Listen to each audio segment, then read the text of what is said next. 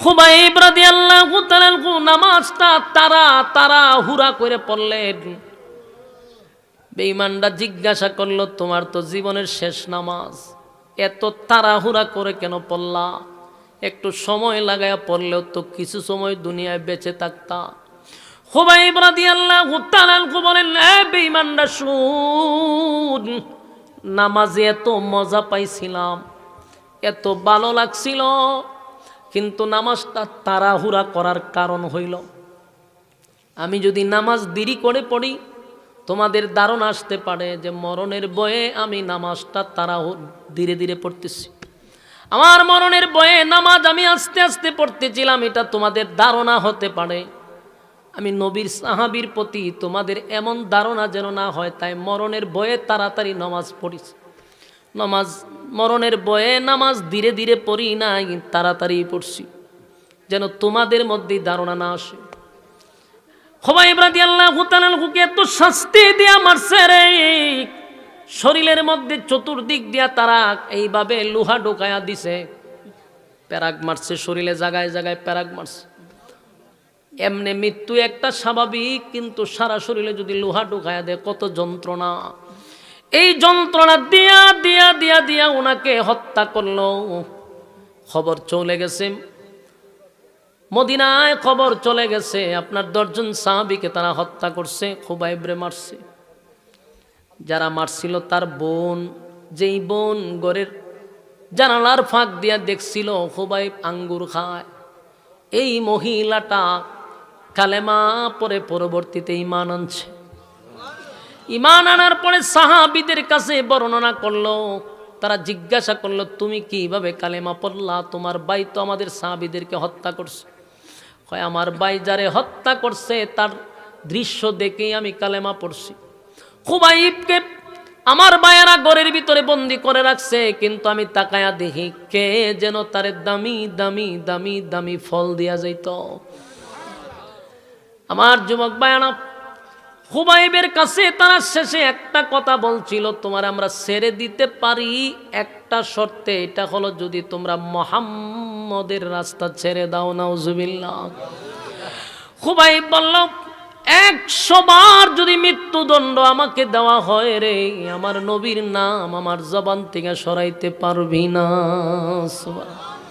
আমিনু কামা আমানান নাস, ঈমান আনো ওই মানুষদের মতো যারা ঈমানের পরীক্ষায় উত্তীর্ণ হয়েছে। এই যে সাহাবীরা জীবন দিছে জীবন দিছে জীবন দিছে, ঈমান কিন্তু তারা দেয় নাই, ঠিক না? আর আল্লাহ বলেন, রব্বে কারীম বলেন, বান্দা শুন, 2টা জিনিস লইয়া যদি কবরে আসতে পারস, এক হইল ঈমান, আরেক হইল নেকামল। 2টা জিনিস যদি লইয়া কবরে আসতে পারো, আল্লাহ কয় কানাত লাহুম জান্নাতুল ফিরদাউসি নুজুলা। আমি আল্লাহ ওয়াদা দিলাম আমি তোমাদেরকে জান্নাতুল ফিরদাউস দান করব, এটা আমি আল্লাহর ওয়াদা। বান্দা 2টা শর্ত তোমরা পালন করে কবরে আসো, আর যদি 2 শর্ত পালন না করে কবরে যাই, উপায় নাই উপায় নাই উপায় নাই। আমার তেলাওয়াতকৃত আয়াত সূরা নাবার শেষ অংশে আল্লাহ বলেন, ইন্না জাহান্নামা কানাত মিরসাদা, জাহান্নাম তোমাদেরকে ধরার জন্য উট পেতে বসা। বলুন জাহান্নাম কি করে বসা? জাহান্নাম আমাদেরকে ধরার জন্য উট পেতে বসা। ইন্না জাহান্নামা কানাত মিরসাদা, নিশ্চয়ই জাহান্নাম তোমাদেরকে ধরার জন্য উট পেতে বসা। লিত্তাগিনা মাআবা, সীমা লঙ্ঘন যারা করছো, দুনিয়ার জমিনে মন গড়া যারা জিন্দেগি চালাইছো, যেমনে মনে চায় এমনে চলছো, আমি আল্লাহর হুকুম মানো নাই। আমি আল্লাহ যে তোমার এত নিয়ামত দিলাম, বান্দারে একটা মাছ যেইভাবে পানির নিচে ডুবন্ত থাকে, আমি আল্লাহ তোমাদেরকে এইভাবে নিয়ামত দিয়া ডুবায়া রাখছি। বলুন অস্বীকার করা যাবে? কথা হয় না। আল্লাহর নিয়ামত কি কম বুক করতেছি? কথা হয় না। فبأي آلاء ربكما تكذبان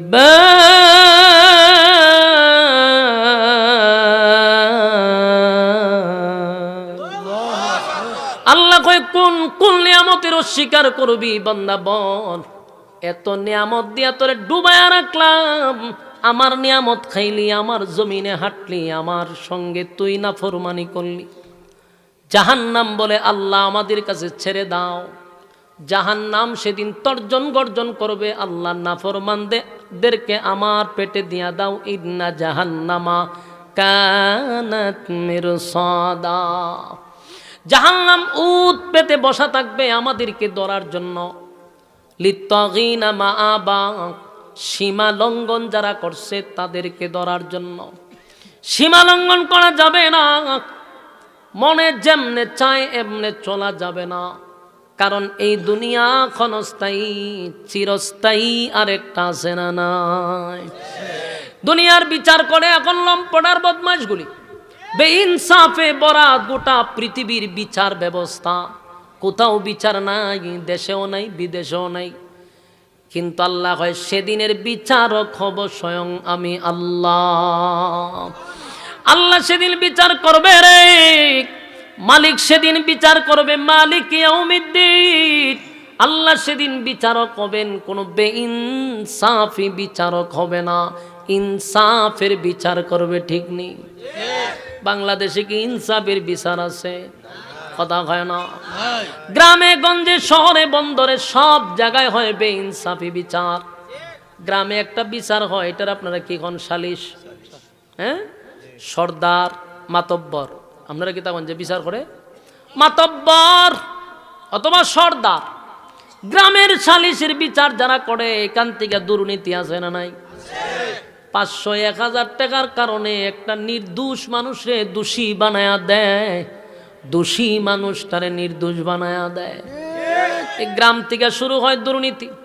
গ্রামে গঞ্জে পর্যন্ত এক প্যাকেট সিগারেটের জন্য বিচার পাল্টায়া দেয়। ঠিক না? বিচার কোথাও নাই, সত্য কথা কোথাও বলাও যায় না। ঠিক না বেঠিক? হ্যাঁ, কথা কোন ঠিক? সত্য কথা বলে যাই, মন দিয়ে শুনেন সবাই, এই সমাজের কোনো কাজে শান্তি তো ভাই মুঠে নাই। সত্য কথা বলে যাই, মন দিয়ে শুনেন সবাই, এই সমাজের কোনো কাজে শান্তি তো ভাই মুঠে না। অফিস আদালতে বাইরে ঘুষ বিনা চলে না কাম, ঘুষ পাইলে সব সারেরা বলে না সে নোয়েল কাম। অফিস আদালতে বাইরে ঘুষ বিনা চলে না কাম, ঘুষ পাইলে সব সারেরা বলে না সে নোয়েল কাম। ঘুষ না দিলে আদালতে বাইরে, ঘুষ না দিলে আদালতে মেলে না গরিবের ঠাই। এই সমাজের আদালতে গরিব দুঃখের বিচার নাই। ঠিক না বে ঠিক? এই সমাজের আদালতে গরিব দুঃখের বিচার নাই। সত্য কথা বলে যাই, মন দিয়ে শুনেন সবাই, এই সমাজের কোনো কাজে শান্তি তো ভাই মুঠে নাই। ঠিক না বে ঠিক? দুর্নীতি দমন কমিশন বলছে দুর্নীতি কমছে, কমা তো ভাই দূরের কথা, দুর্নীতি বেড়ে গেছে। দুর্নীতি দমন কমিশন বলছে দুর্নীতি কমছে, কমা তো ভাই দূরের কথা, দুর্নীতি বেড়ে গেছে। কেউ ধরা খায়, কেউ ছাড়া পায় ভাইরে, কেউ ধরা খায়, কেউ ছাড়া পায়, একটুখানি তীরে ভাই। দ্রব্য মূল্যের ঊর্ধ্বগতি, দুর্নীতি কমছে কোথায়? ঠিক না বে ঠিক? দ্রব্য মূল্যের ঊর্ধ্বগতি, দুর্নীতি কমছে কোথায়? সত্য কথা বলে যাই, মন দিয়ে শুনেন সবাই, এই সমাজের কোনো কাজে শান্তি তো ভাই মোটে নাই। ঠিক নেই? নামদারি কতক মুসলমান নামাজ রোজা ছাড়িয়া, খাজা বাবার নামে গান গায় ঢোল তো বলা বাজাইয়া। নামদারি কতক মুসলমান নামাজ রোজা ছাড়িয়া, খাজা বাবার নামে গান গায় ঢোল তো বলা বাজাইয়া। আরে গঞ্জার কুলকে ঠন মারিয়া, আবার গঞ্জার কুলকে ঠন মারিয়া, খাজা বাবার শান দেখায়, কেউ বা আবার নবী দাবি করে ইমানটা হারায়, কেউ বা আবার নবী দাবি করে ইমানটা হারায়। সত্য কথা বলে যাই, মন দিয়ে শুনেন সবাই, এই সমাজের কোনো কাজে শান্তি তো ভাই মোটে নাই, ঠিক নেই? আমার যুবক ভাইরা, বাংলাদেশের কোনো জায়গায় কিন্তু আমরা সঠিক বিচার পাই না, সব জায়গায় দুর্নীতি আছে না নাই? টাকা ছাড়া কোনো বিচার হয় না। যেই মানুষটা গরিব, এই সমাজে তার কোনো বিচারই নাই। টাকা আছে তো বিচার আছে, টাকা নাই তো জুলুমের শিকার হয়, নির্দোষ মানুষ অপরাধী হয়। অপরাধীগুলা পুলিশের নাকের ডগা দিয়া তারা হেঁটে বেড়ায়, অপরাধ করার পরও জামিন দেওয়া হয়। নির্দোষ আলেমরা হাজার, এখন পর্যন্ত প্রায় বছরের পর বছর এখনো জেলখানায় বন্দী। নির্দোষ মানুষ জেলখানায়, দোষী মানুষ জেলখানার বাহিরে আছে না নাই? আল্লাহ বলেন বাংলাদেশে তাইকা, পৃথিবীতে তাইকা ইনসাফের বিচার কোথাও পাওয়া যাবে না, কিন্তু হাসরের মাঠে যে বিচার হবে এটা স্বয়ং আল্লাহ নিজে করবে। ইনসাফের বিচার হবে, ইনসাফের বিচার হবে। আল্লাহ বলেন সেদিন আমি নিজে বিচারক হব রে। ইন্না জাহান্নামা কানাত মিরসাদা, জাহান্নাম যেদিন তোমাদের জন্য উৎপেতে বসা থাকবে। লিত্তাগিনা মাআবা, যেদিন সীমালঙ্ঘনকারীদেরকে ঘেরাও করা হবে। লাবিসিনা ফিহা আহকাবা, যুগের পর যুগ, যুগের পর যুগ, যুগের পর যুগ জাহান্নামের ভিতরে তোমাদেরকে অবস্থান করতে হবে। কি বুঝলেন? যুগের পর যুগ জাহান্নামের ভিতরে অবস্থান করতে হবে রে, উপায় থাকবে না, উপায় থাকবে না। এরপর আল্লাহ বলেন লাবিসিনা ফিহা আহকাবা লা ইয়াযুকুনা ফিহা বারদাও ওয়ালা শারাবা। জাহান্নামের ভিতরে গিয়া বলবে আল্লাহ একটু পানি কি দেওয়া যাবে? আল্লাহ কয় ঠান্ডা পানির কোনো ব্যবস্থা নাই। বছরের পর বছর, এমনকি হাজার বছর পর্যন্ত মানুষগুলা শুধু দরখাস্ত করবে আল্লাহ পানি দেন, পানি দেন, পানি দেন। পানি দেওয়া হবে না। 1000 বছর পরে আল্লাহ কইব ইল্লা হামিমা ওয়া গাসসাকা, দেন নাফরমানদেরকে পানি দে। দুনিয়াতে আমি গরমের সময় টিউবওয়েলের পানি ঠান্ডা করে দিছিলাম, ঠান্ডার সময় টিউবওয়েলের পানি আমি গরম করে দিছিলাম। এত নিয়ামত খাওয়ার পরেও নাফরমান আমার নাফরমানি করছে, এত নিয়ামত দেওয়ার পরেও আমার জমিনে তাইকে আমার নাফরমানি করছে।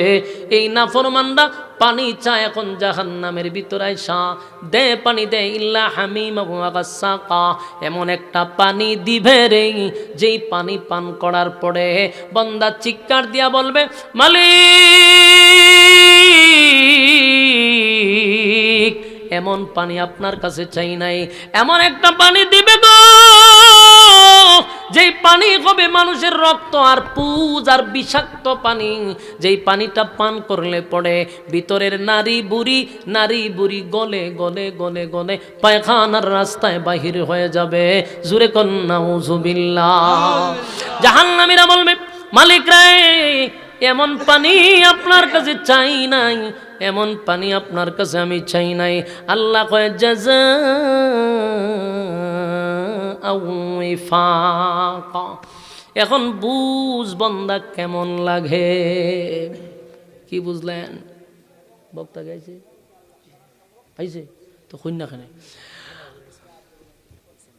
কয় আছে না কয় আমার পরে কে তো লই আই পরে আস্তে আস্তে।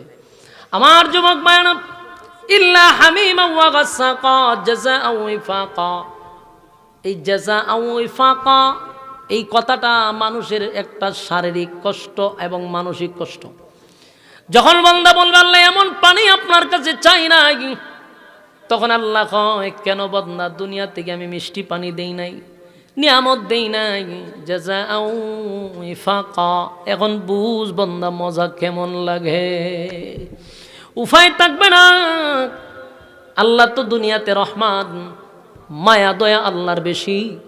কিন্তু পরকালে মালিক নাফরমানদের জন্য কোনো মায়া দয়া রাখবে না।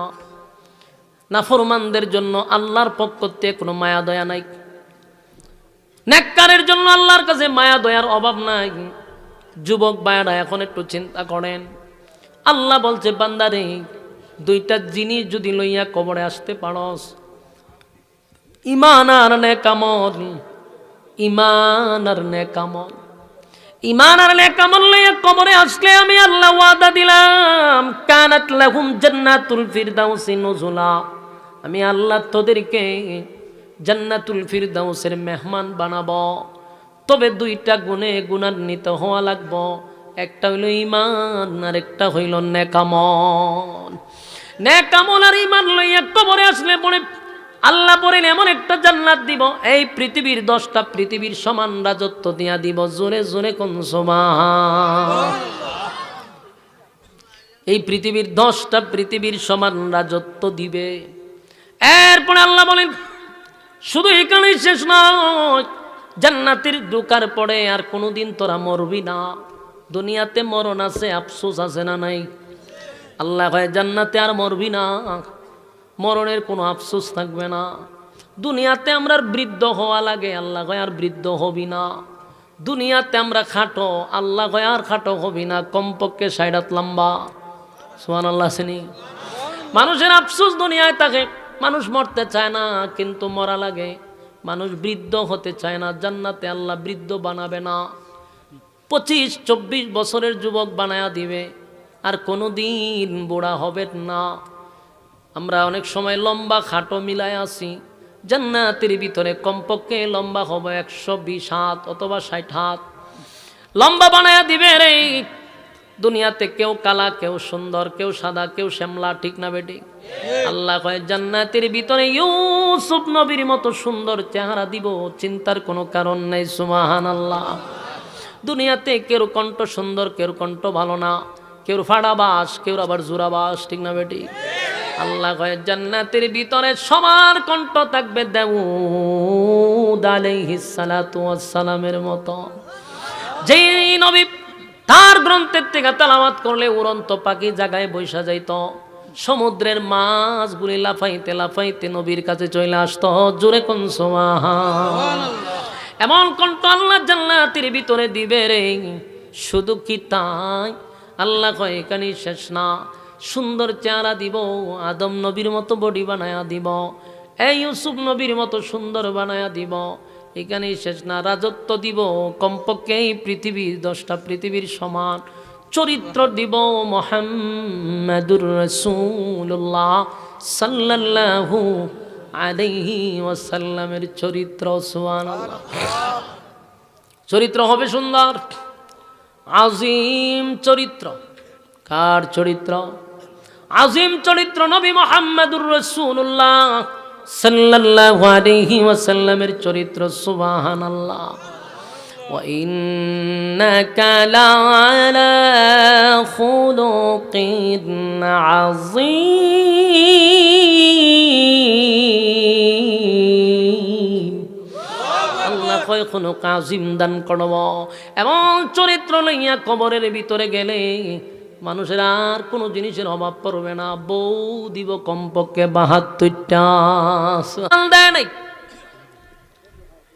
ইমানের জন্য আমরা প্রয়োজনে জীবন দিব, কিন্তু ইমান তো দেওয়া যাবে না, কারণ সবচেয়ে বড় যে নিয়ামত এটা হলো ইমান। সবচেয়ে বড় নিয়ামত কি? ইমান। ইমান যদি আপনার না থাকে, কুত্তার দাম আছে রে, আমাদের দাম নেই। ইমান লইয়া যদি কবরে না যাইতে পারো, উপায় নাই, উপায় নাই, উপায় নাই। মাঝে মধ্যে আমাদের উপরে পরীক্ষা আসবে, পরীক্ষা আসবে, পরীক্ষা আসবে, কিন্তু আপনার এই কথা মাথায় রাখতে হবে, আমার পরীক্ষা আসলে আমি ওই মানুষদের মতো পরীক্ষায় পাস করব, কিন্তু ইমান দিব না। আমাদের দেশের অনেক যুবকরা আছে, তারা ইমানের পরীক্ষা দিছে। যেমন ইমানের পরীক্ষায় পাস করে গেছে আমাদের এই প্রজন্মের একজন যুবক, যার নাম ওসমান হাদি।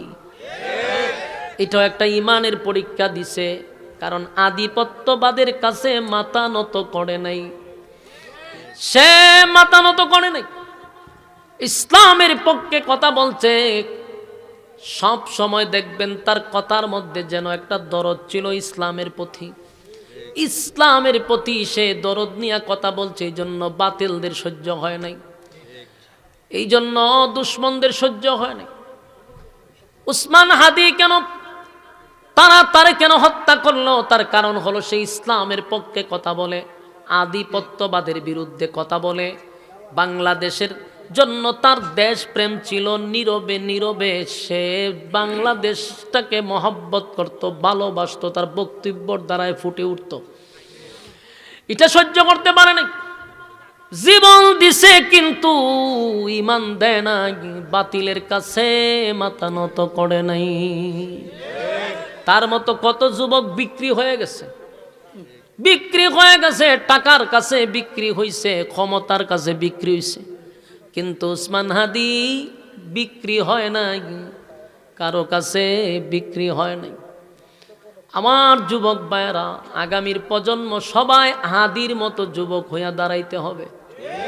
আমাদের এই বাংলাদেশটাকে যদি টিকায় রাখতে হয়, শকুনের থাবার থেকে যদি বাংলাদেশটাকে বাঁচাইতে হয়, প্রত্যেকটা যুবক এক এক জায়গার থেকে হাদির মতো দাঁড়ায় যেতে হবে।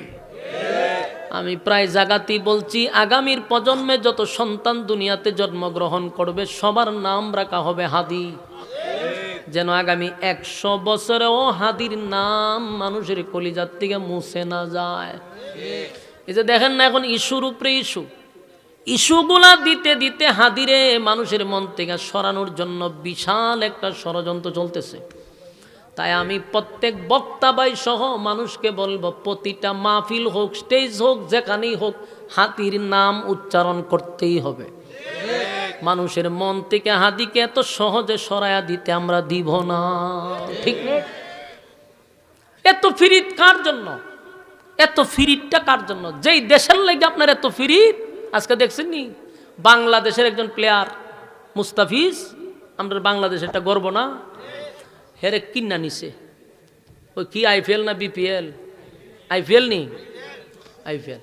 বাড়িতে খেলা মেলা আমি দেখিও না, সময় নাই আমার কাছে, আমি মুখ শেপ করার সময় পাই না। এই 2 মাসে একবার যাইতে না, আমি সেলু না এটা দেখুন। ওই যে ফেসবুকে ঢুকলে পরে নিউজ আসে, একটার পর একটা নিউজ আসতেছে আজকা, যে আমরা বাংলাদেশের একজন প্লেয়ার রে নিছিল এরা কিনা 12 কোটি টাকা বাংলার। এখন সে মুসলমান দিকা, বাংলাদেশি দিকা, তারা এখন এখান থেকে বিদায় করে দিচ্ছে। যে না, কত উগ্র চিন্তা করছেন বাংলাদেশিরা। এরার ফাঁ ছাড়তে ছাড়তে জিব্রার খালমাল চুলা লইছে, দাদাদের ফাঁ ছাড়তে ছাড়তে। আর তোর দাদাই আমার দেশের মানুষকে অপমান করে বিদায় করে দেয়। এরপর তোদের যাদের লজ্জা নাই, হায়া নাই, বাংলাদেশে তোদের টাকার দরকার নাই, দাদার দেশে চলে যা, যা দাদার দেশে। তোর আম্মা যেখানে গেছে তোরা ওই কেন যা। এই দেশে দাদার গুলামি করে কেউ থাকতে পারবে না। এটা ওই আগের প্রজন্ম নাই, এখন হলো ইয়ং জেনারেশন, সব ইয়ংদের হাতে এখন দেশ। এই দেশের যুবকরা দাদার গুলামি সহ্য করতে পারে না। বুইরা খাটাসটা সহ্য করতে পারছে, কিন্তু যুবকরা সহ্য করতে পারে না। আমার দেশের একজন প্লেয়াররে যদি তারা মুসলমান হওয়ার কারণে, বাংলাদেশি হওয়ার কারণে তারা যদি বিশ্বের দরবারে তাকে কলঙ্কিত করতে পারে, আমরা আজকের থেকে শপথ করব, বাংলাদেশে ভারতের কোনো চ্যানেল চলতে পারবে না, একটা চ্যানেল বাংলাদেশে চলতে দিব না আমরা ইনশাআল্লাহ।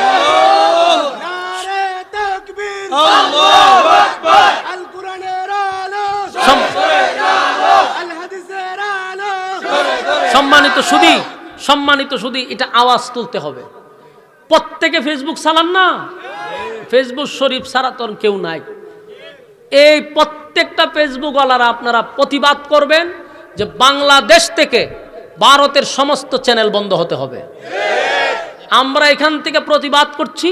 এই কথাগুলি সোশ্যাল মিডিয়ার মাধ্যমে উপদেষ্টার কান পর্যন্ত যদি পৌঁছে, আমি তাদেরকে উদ্দেশ্য করে বলবো, এই মুহূর্তেই আপনাদের এই সুযোগটা কাজে লাগানো দরকার ছিল। খাটা দিয়া খাটা কুলা। আমার দেশের একজন প্লেয়াররে যদি মুসলমান হওয়ার কারণে তোমরা অপমান করতে পারো, আমরা প্রায় 18 কোটি মুসলমান তোদের সমস্ত চ্যানেলকে বয়কট করলাম, তোদের পণ্য বয়কট করলাম, তোদের সবকিছু আমরা বয়কট করলাম। গেলাম না তোদের দেশে, গেলাম না তোদের দেশে, আমরা ভিসাও করলাম না তোদের দেশের জন্য। দরকার কি? আমরা দেশে কম আসেনি? তোরার দেশে তো বাথরুম করার জায়গা নাই। আমি গেছি, আমি কয়েকবার গেছি ভারতে, ওই প্রোগ্রামের কারণে গেছি। বহুত ভালো আছেন বাংলাদেশে। আমরার বাংলাদেশের মানুষের যে মন আর যেই পরিবেশ, এর 4 ভাগের 1 ভাগও দাদার দেশে নাই। এরা ওখানে বাথরুম করে রাস্তাঘাটে, এরার যত বড় বড় ফাওয়ার শুনেন। আমি তো নিজে দীক্ষা, বাস্তবে দীক্ষা হইতেছি। আমি 6 দিন 7 দিন থেকে যে আমার ভূমি আইছে, এদের খানা দীক্ষা সেরা বহুত ভালো আছেন, শুকরিয়া আদায় করেন। বাংলাদেশ বহু উপর আছে এদের কাছ থেকে। শুধু বাংলাদেশের নাই, অস্ত্র নাই। ওই একটা লোক কইছিল, ঘাস খাইয়া তোমরা অস্ত্র তৈরি করো। আমরার এখন অস্ত্র দরকার, আমরার পরিবেশ আছে, আমরার অর্থ আছে, সব আছে। আমরা এখন একবারে গরিব যে মানুষ গ্রামের মধ্যে, এই গরিবের গরু গিয়ে দিন বাথরুম আছে ঘরের ভিতরে, পরিবেশটা আগে করে। আর এরা ঘর থাকলেও বাথরুম করে গিয়ে রেল লাইন। কি পরিমাণ নিকৃষ্ট জাতি তা। তোরার আমরা গনার টাইম আছে, কিন্তু আমরা দেশের বড় বড় নেতা ডিয়ার ফাউ না ছাটলে ক্ষমতায় বসতে পারে না। তবে আমি আপনাদেরকেও বলছি, এই দেশে যতদিন আপনারা দাদাদের গুলামি করবেন, এ দেশের যুবকরা আপনাদেরকে বয়কট করবে। আপনারা সময় মতো লাল কার্ড দেখাই দিব। এই জন্য এই আধিপত্যবাদদের গোলামি বাদ দিতে হবে, ঠিক না বে ঠিক? মুস্তাফিজ আমাদের দেশের সম্পদ, তারে যেহেতু প্রকাশ্য অপমান করা হয়েছে, আমরা এখনই সিদ্ধান্ত নিব ভারতের সব পণ্য বয়কট। সব ভারতীয় চ্যানেলগুলা দিয়ে আমাদের মা বোনদেরকে নষ্ট করে দিছে। এই ভারতের চ্যানেলের কারণে ঘরে ঘরে মা বোনরা আজকে নষ্ট হয়েছে, নামাজ ছাড়ছে, কোরআন পড়া ছাড়ছে এই চ্যানেলের কারণে। এই সিরিয়াল দেখতে দেখতে শাশুড়ি বউর মধ্যে ঝগড়া, মা ছেলের মধ্যে ঝগড়া, এই সমস্ত এই চ্যানেলগুলি বন্ধ করা দরকার। এদের চ্যানেল থেকে শিকার কিছু নাই। এরা যেমন দাঙ্গাবাজ, এরা যেমন ফেতনাবাজ, প্রতিটা চ্যানেলে এরকম কিছু মানে একেবারে নিকৃষ্টতম কিছু চ্যানেলগুলো আছে, যেগুলা দিয়ে আমাদের নামাজি মা বোনদেরকে নষ্ট করছে। আগের মা বোনরা বইবে কোরআন শরীফ পড়তে, তখন বইতে সিরিয়ালের টাইম কোন সময়, ঠিক না বেটি? ভারত আমাদেরকে ধ্বংস করে দিচ্ছে। ভারতের প্রেম আমাদের দরকার নাই, ঠিক কিনা? ইমান রক্ষার জন্য যদি আমাদেরকে ডাক দেয়, আমরা তৈরি থাকবো ইনশাআল্লাহ। রাসূলের সেই ভবিষ্যৎবাণী মনে হয় আবার বাস্তবায়ন হয়ে যাবে। ভারত ভেঙে টুকরা টুকরা হবে, রাসূলের ভবিষ্যৎবাণী। গাজওয়ে হিন্দে সেদিন মুসলমানরা বিজয় হবে, এটা রাসূলের ভবিষ্যৎবাণী। এই ডাক যদি আসে, আপনারা যেই জায়গার থেকে হন সেখানে উপস্থিত হবেন। রাসূল বলছেন, সেই যুদ্ধে যারা অংশগ্রহণ করবে, তারা বদরের সাহাবীদের যুদ্ধে অংশগ্রহণ করার সওয়াব পাবে। সম্মানিত শুধু আমরা সেই দিনের অপেক্ষায় আছি, ঠিক না বেটি? পৃথিবীর কোনো দেশের সাথে এদের সম্পর্ক ভালো নাই, কোনো দেশের সাথে না। যাই কিছু আসিল আম্মাজানের সাথে সম্পর্ক, বাংলাদেশের সাথে, এখন বাংলাদেশের সাথে সম্পর্ক ভালো না। এটা পৃথিবীর একমাত্র নিকৃষ্ট দেশ, যে পৃথিবীর কোনো দেশের সাথে এদের সম্পর্ক ভালো না। কথা বুঝতেছেন? তো এদের ফাও আমরা কেন ছাড়বো? কেন আমরা এদের পা ছাড়বো? এই প্রজন্মদেরকে আমরা জাগায়া দিতেছি, প্রত্যেকটা যুবকদেরকে, ঘুমন্ত যুবকদেরকে আমরা জাগায়া দিতেছি, কোনদিন ভারতের আধিপত্য যেন বাংলাদেশে বাস্তবায়ন না হয়। রক্তে ভারত বিরোধী অবস্থান তৈরি করতে হবে। রাজি আছেন ইনশাআল্লাহ? প্রত্যেকটা আলেমদের দায়িত্ব প্রত্যেকটা যুবকদেরকে সবক দেওয়া, নতুন প্রজন্ম যেন ভারত বিরোধী হয়ে ওঠে, ভারতের পক্ষে যেন কথা না বলে। রাজি আছেন ইনশাআল্লাহ? আমার যুবক ভাইরা, ইমানের পরীক্ষা দিতে হবে, ইমানের পরীক্ষা দিতে হবে, কারণ প্রত্যেকটা মানুষ ইমানের পরীক্ষা ছাড়া জান্নাত পাবে না। আল্লাহ বলেন, আমিনু কামা আমানান নাস, ঈমান আনো ওই মানুষদের মতো যারা ইমানের পরীক্ষা দিছে, যারা ইমানের পরীক্ষায় ফার্স্ট ডিভিশনে পাস করছে, তোমরা তাদের মতো ইমান আনো। যেমন সাহাবায়ে কেরাম ইমানের জন্য জীবন দিছে রে, কিন্তু ইমান বিক্রি করে নাই। ইমানের জন্য জীবন দিছে, ইমান বিক্রি করে নাই, ইমান বিক্রি করে নাই। নবীর একজন সাহাবী খুবাইব রাদিয়াল্লাহু তাআলা আনহু, নবীর কাছে মক্কা থেকে প্রায় 10-12 জন মদিনায় গেল। মদিনায় তখন নবী হলেন দেশের প্রেসিডেন্ট, নবী তখন দেশ পরিচালনা করে। মক্কা থেকে কিছু লোক গিয়া কয়, হুজুর আমরা মুসলমান, আমরা কালেমা পড়ছি, কিন্তু আমাদেরকে তালিম দেওয়ার লোক নাই, আমাদেরকে ইসলাম শিক্ষা দেওয়ার মতো লোক নাই। আপনি যদি অনুমতি দেন, আমাদেরকে কিছু শিক্ষক দেন, যেন আমরা দিন শিখতে পারি, দিন বুঝতে পারি। খুব মনোযোগ দিয়ে শুনলেন, কি সুন্দর তাদের লেবাস। মুসলমান পরিচয় দিয়া নবীর কাছে আইসা সাহাবীদেরকে নিয়ে গেছে মক্কায়। এর মধ্যে একজন সাহাবীর নাম হলো খুবাইব রাদিয়াল্লাহু তাআলা আনহু। মক্কার দিকে রওনা দিছে। মক্কার দ্বার প্রান্তে যখন চলে গেছে, হঠাৎ করে তাকায়া দেখে চতুর্দিক দিয়া এই সাহাবীদেরকে ঘেরাও করে ফেলছে, তীর দিয়া দনক দিয়া ঘেরাও করছে। খুবাইব রাদিয়াল্লাহু তাআলা আনহু আর সহ্য হয়ে গেল, তোমরা কারা রে? মুসলমানের পরিচয় দিয়া নবীর কাছ থেকে আমাদেরকে নিয়ে আসছো, দিন শিকার কথা বইলা, ইসলাম শিকার কথা বইলা আমাদেরকে নিয়ে আসলা, আর রাস্তা তাই না তোমরা আমাদেরকে বন্দি করলা। 11 জন সাহাবী আসছিল, প্রায় 10 জনকে তারা জাগাত হত্যা করছে। নাউজুবিল্লাহ। চিন্তা করেন কত বড় মুনাফিক। নবীর কাছে গিয়া বলছে আমরা মুসলমান, আমরা দিন শিকার জন্য আমাদের কিছু সাহাবায়ে কেরাম লাগবে, তারা আমাদেরকে দিন শিখাবে। নবী দিলমাকা দরদ নিয়ে তাদের সঙ্গে কিছু লোক পাঠায়া দিল। এর মধ্যে খুবাইব রাদিয়াল্লাহু তাআলা আনহু একজন। কিন্তু রাস্তার মধ্যে আইনা 10 জন সাহাবীদেরকে হত্যা করলো। খুবাইব রাদিয়াল্লাহু তাআলা আনহুকে হত্যা না কইরা বন্দি করছে। বন্দি করে একটা ঘরের মধ্যে ওনাকে আটকায়া রাখছে, খানা দেয় না, পানিও দেয় না, একটা ঘরের ভিতরে বন্দি করে রাখছে।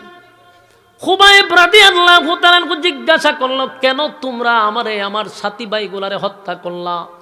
কেন এমন প্রতারণা করলা? নবীর কাছে বললা যে তোমরা দিন শিখবা, এত দূর আইনা আমাদেরকে হত্যা করলা, আর আমারে কেন বন্দি করে রাখলা? ওই বেঈমানগুলি বলে, আমরা বদরের যুদ্ধে তোমাদের কাছে হারছি, বদরের যুদ্ধে আমাদের ভাই আমাদের বাপ হারাইছি, তাই এটার প্রতিশোধ নেওয়ার জন্য মুসলমানের লেবাস ধরে তোমাদেরকে নিয়ে আসছি হত্যা করার জন্য। নাউজুবিল্লাহ। আমার যুবক ভাইরা, ঠিক তেমনি ভাবে কিছু মুনাফিক লেবাসদারি মুনাফিক আমাদের মুসলমানদের মধ্যে ঢুকছে। ঢুইকা ওই আধিপত্যবাদের গোলামি করতেছে। গোলামি কইরা মুসলমানদেরকে ঠিক একই কায়দায় মারার জন্য চেষ্টা চালাইতেছে। প্রতিদিন মিস নাই, প্রতিদিন এদের কাছে আমাদের বাঙালিরা মৃত্যুবরণ করতেছে। বর্ডারে প্রতিদিন মানুষ মারতেছে, এমন কোনো দিন নাই যে বাংলাদেশিদেরকে তারা হত্যা করে না। এরপরও কেন তোমরা তাদের পা ছাটো? এদেশের যুবকরা যদি আবার গর্জে ওঠে, আর একটা যুদ্ধ শুরু হবে আধিপত্যবাদের বিরুদ্ধে, ঠিক নেই? সেদিন সব গোলামির জিঞ্জির ভেঙে দিবে। তাই এখন থেকে আমাদের সচেতন হওয়া দরকার। জায়গায় জায়গায় মুনাফিক আছে না না? আল্লাহর নবীর কাছ থেকে এমন ভাবে কানতি মিনতি করে বলছে, হুজুর আমরা দিন শিখব। নবী কতগুলা সাহাবীরে পাঠাইল, সবগুলা সাহাবীরে তারা হত্যা করল। খুবাইব রাদিয়াল্লাহু তাআলা আনহুকে একটা ঘরের ভিতরে বন্দি কইরা রাখছে রে, খাবার দেয় না, পানি দেয় না। কিন্তু ঘটনাক্রমে একদিন এক মহিলা যারা বন্দি কইরা রাখছে, এদের বোন চুপি জানালা দিয়া তাকায়া দেখে আব্দুল্লাহ বিন হুযাফা ঘরের ভিতরে বৈশা আঙ্গুর খায়। সুবহানাল্লাহ। এই মহিলা বলে, আমি তাকায়া দেখি এমন আঙ্গুর আমি কোনোদিন মক্কায় দেখি নাই, মদিনায়ও দেখি নাই। এই আঙ্গুরগুলা উনি খাইতেছিল। আজকে এতদিন ধরে ওনারে খাবার দেয় না, পানি দেয় না, কিন্তু উনি সুস্থ, কথা বলতে পারে। এটা দেখার জন্য আমি তাকায়া দেখি রে, কে যেন ওনারে আঙ্গুর দিয়ে যায়। এই আঙ্গুরগুলা তো দুনিয়ার কোনো আঙ্গুর হতে পারে না। আমার যুবক ভাই খুবাইব রাদিয়াল্লাহু তাআলা আনহুকে কিছুদিন বন্দি করা রাখার পরে জালেমরা বন্দিশালার থেকে ওনারে উঠাইয়া বললেন, তোমাকে আজকে আমরা মৃত্যুদণ্ড দিব। খুবাইব রাদিয়াল্লাহু